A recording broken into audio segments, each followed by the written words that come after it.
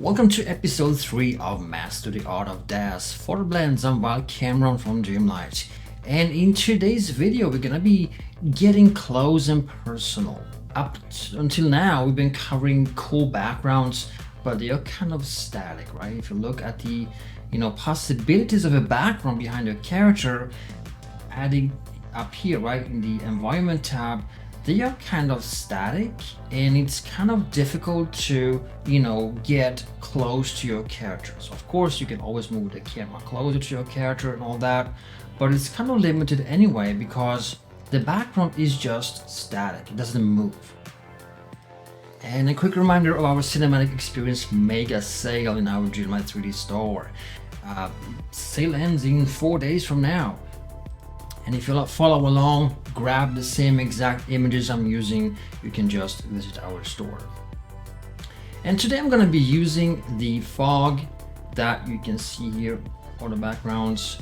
We have some cool fog that you can place behind and also in front of your characters. So pretty cool, right? And I'm also going to be using, just showcasing real quick, a animated background, which you can find here, video backgrounds. And these are moving, all right? So they are animated. These here, they look amazing, right? And they are, you can have them behind your characters. Plus there is a plugin that reads them automatically. So enough of that, let's go back here. And this right now, what you see here is that animated, thing I mentioned, right? But the thing is, if you want to get close and personal, what you want to think about is removing that thing here. Do not place stuff in the background. Instead, we need a so-called backplate. Now, just a quick reference, there is a backplate included in the image sequence reader. I can just show you that real quick. It adds a backplate in the background. You can just add that here, remove that ground effect, and you've got now a backplate instead. This is what I'm going to be talking about today. I want to show you how we can have these effects right behind your character so that you're placing stuff behind and so that you can get closer to your characters and having the background follow along with that, right? So it's not just static as a backdrop. And I'm going to be showing that from scratch. So let me remove that backplate we have, and I'm going to show you how to add this from scratch, right? So you go ahead and create a primitive, new primitive, plane, and size doesn't really matter because you're going to scale it anyways. So just enter whatever you want and click on accept. Now upon adding it, let's just go to perspective view so we can see what's going on here. I'm going to raise it off the ground. Okay, and I'm going to move it slightly back. And also we're gonna add X scale 160 and Z scale 90 so that it has 69 proportions, because the images we're gonna be adding are gonna be 69. So now if I look through the camera, we have that backplate added behind our character, right? So the next thing is that we wanna select that, go to surfaces, and in here, it's very important that you understand what I'm doing right now.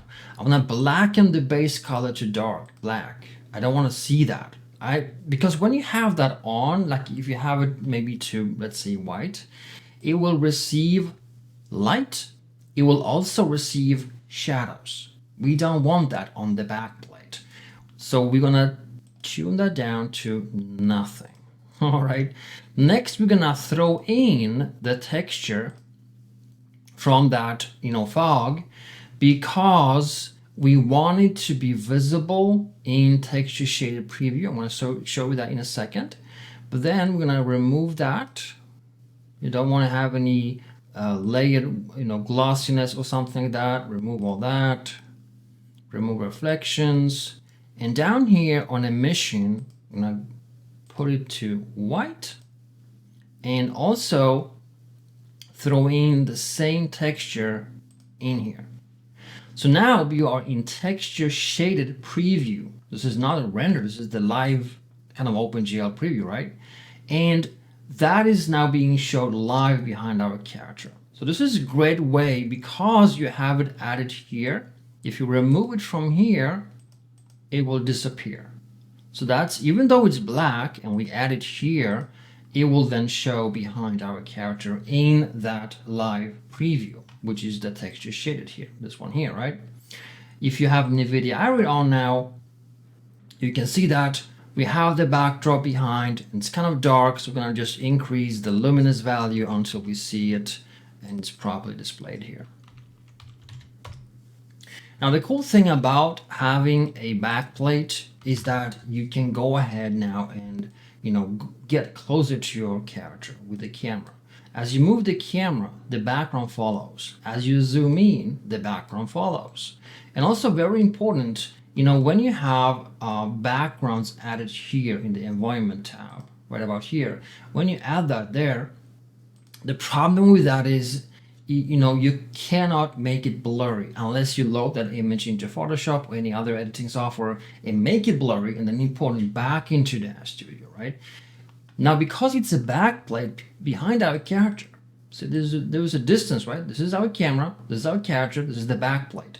Now, when you have this arrangement, what happens is that you can select your camera, go to camera options here in the parameter tab, set it to depth of field, and in the auxiliary viewport, you can always, you know, open that up in here, panes, auxiliary viewport. It's a secondary viewport in DAZ, which is very useful.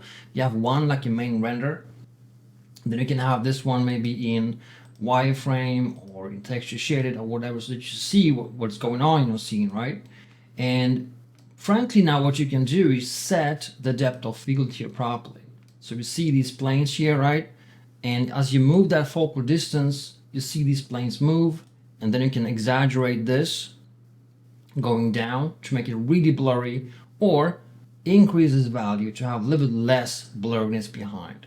Then you can move it, and that line, either green, blue, or red, depending on which angle you look from, that one here, you want to put that on the eyes of your character. That's it. Now, as you decrease this value, you get more blurriness.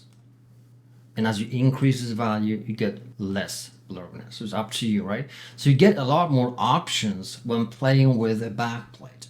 Now, in addition to that, what's really cool is that we can call this backplate, right? Or background plate. We can now generate yet another plate.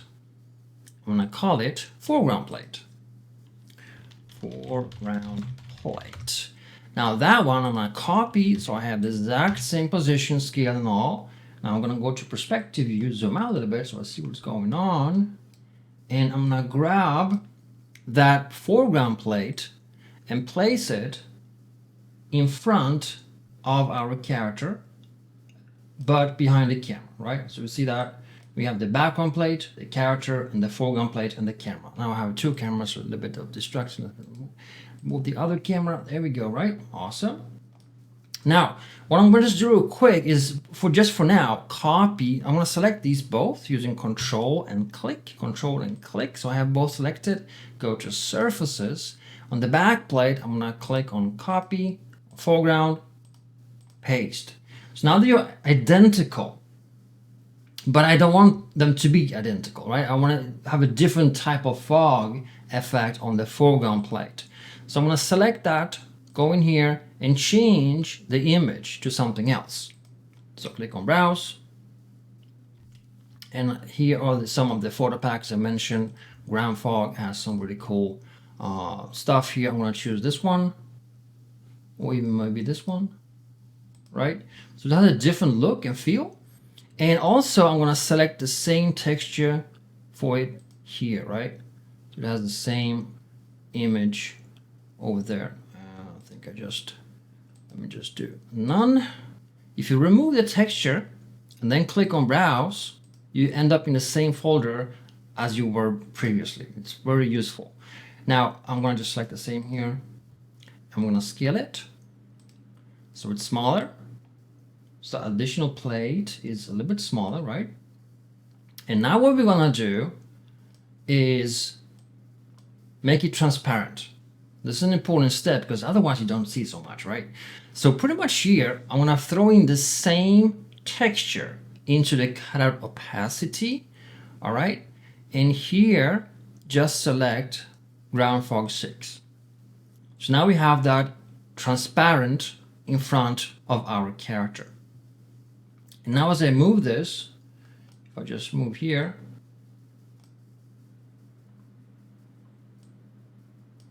you can see it's in front of our character as an additional layer.